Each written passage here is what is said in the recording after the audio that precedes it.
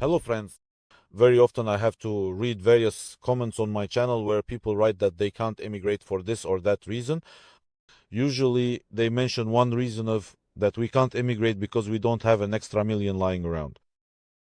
And after reading these comments, I decided to make a video. Yes, after reading these comments, I decided to create a video called "Who Will Never Be Able to Immigrate to Montenegro."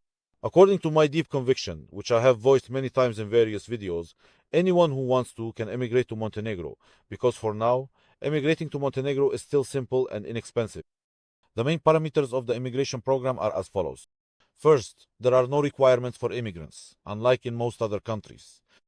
Anyone who wants to can obtain a residence permit by opening a company in Montenegro with a minimum capital of just €1. Moreover, obtaining a residence permit is guaranteed. Second, the cost of immigration services is the lowest in the world. You can follow the link in the description of this video to my website and see how much it actually costs.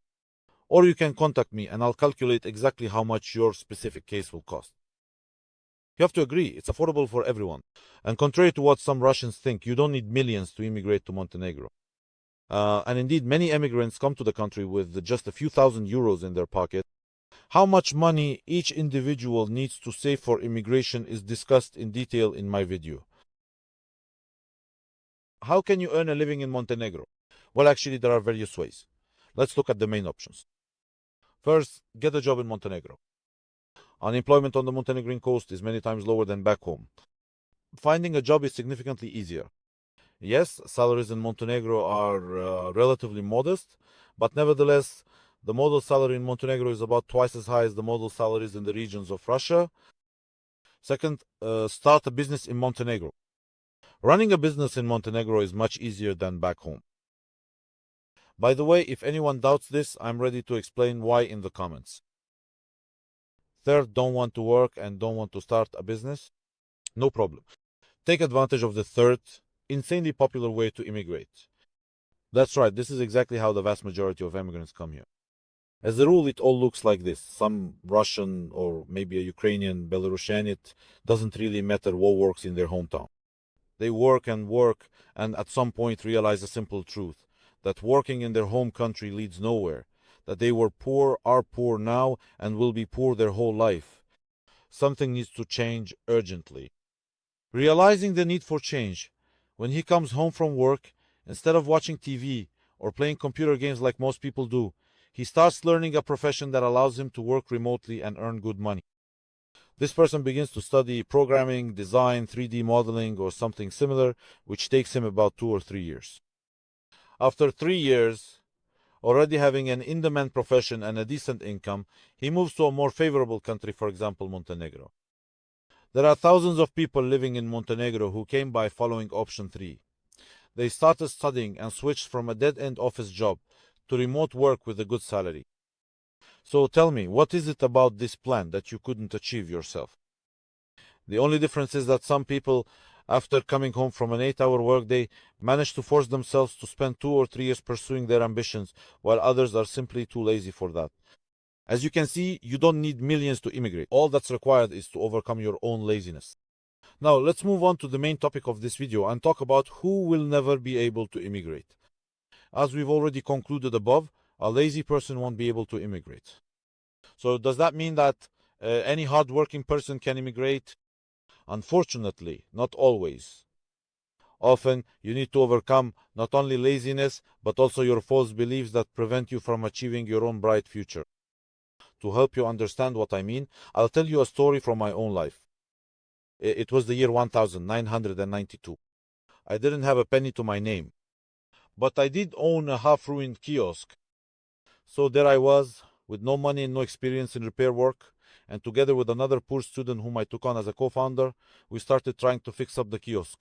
The kiosk was located at a bus stop, so we climbed up onto its roof and started doing something up there. I don't remember exactly what it was, but we were doing something on the roof. My professor saw this scene. At that time, I was studying at the university, and the next day he gave me a lecture, the meaning of which I only understood 20 years later. Let me remind you, this was the 90s. Almost everyone was poor, and everyone except the clueless understood that this situation would drag on for many more years. The opportunity to learn programming, which I just recommended, and to become a remote worker simply didn't exist in those years because there was neither the internet nor computers. No one understood how to emigrate either. Primarily, again, because there was no internet. So for me, it was obvious that the only way to escape the widespread poverty was to start my own business. In 1992, there simply were no other opportunities. And understanding this, I made such attempts in 1992, 1994, and 1996. In 1996, I finally succeeded. But let's get back to my professor. He gave me a lecture, the gist of which was that in business, there can be a lot of money or there might be nothing at all. You shouldn't try to go into business. It's better to get a regular job. Slow and steady wins the race. You won't make a lot of money working for someone else, but there will always be enough for food. It was a kind-hearted story. He didn't scold me, nor was he envious of me. He was genuinely saying what he believed. Essentially, he told me that the most important thing in the world is stability. You shouldn't try to achieve anything. You need to accept that you'll be poor your whole life. But at least you'll be sure that tomorrow you'll earn enough for a piece of bread. In my opinion, what he told me is utter nonsense. It's a good plan for an American. Get a proper education, get a job, and make your $100,000+ a year. And you don't need any business at all. But that's a completely unacceptable plan for a Russian in 1992 who earns about 100 times less per year than a qualified American. If it had been someone else instead of my professor, I would have said, well, he's probably just an idiot, and stopped thinking about it. But the problem is my professor was not an idiot. He was a very intellectual person, a very good teacher, and I respected him a lot. So why would a smart person give such absurd advice, which in my opinion lacks any logic? At the time, I just thought, well, everyone has their quirks. And only 20 years later, essentially only quite recently, did I realize that a great many Russians think the same way he did. For many people, stability comes first. And for millions of Russians, stability is much more important than a good life. You can see this everywhere. Take, for example, how many people now feel nostalgic for the USSR. Oh, how we used to live. But in reality, we never really lived well in the USSR, but we did live stably. Exactly, that's what I'm talking about. For many, a stable life is more important than a good one.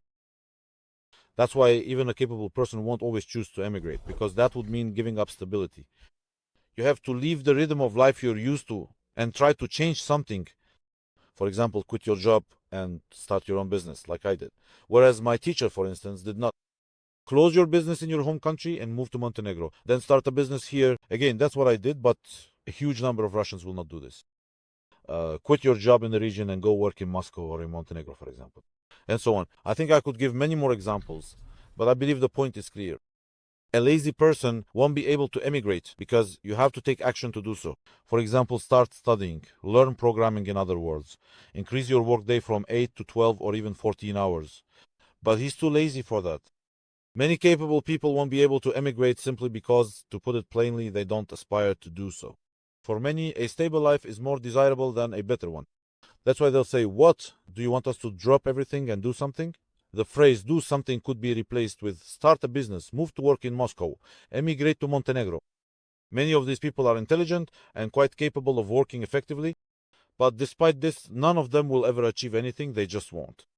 They won't move to Moscow where salaries are higher, they won't start their own business, and they won't emigrate.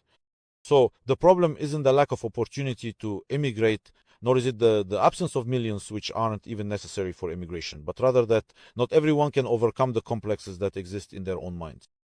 I know that many people will react negatively to this video. People don't like being told the truth. People love to be told lies they don't want to hear. Some will recognize themselves in the description in this video and take offense. But this is a simple, banal truth that it's foolish to argue with. Of course, besides the lazy and those for whom stability comes first, there is another category of people who will refuse to emigrate. These are people who have a very successful business in their home country and don't emigrate because they truly have something to lose. I personally know such people. There aren't many of them, but they do exist. I think it's possible to understand these people, and there's no point in judging them for refusing to emigrate. They really do have something to lose. And overall, I'm not trying to urge everyone to emigrate no matter what. For some people, it might not even be necessary. Although personally, I don't understand the desire to stay and live in one's home country. What surprises me is something else. I'm surprised that so many people don't try to achieve something in life. By the word achieve, I don't just mean immigration. You can start a business, you can move to Moscow, you can learn programming and increase your salary, let's say, tenfold, and well, things like that. And as we can see, anyone who wants to can achieve something. All it takes is to overcome laziness and your own false worldview. Thank you all for your attention, and goodbye.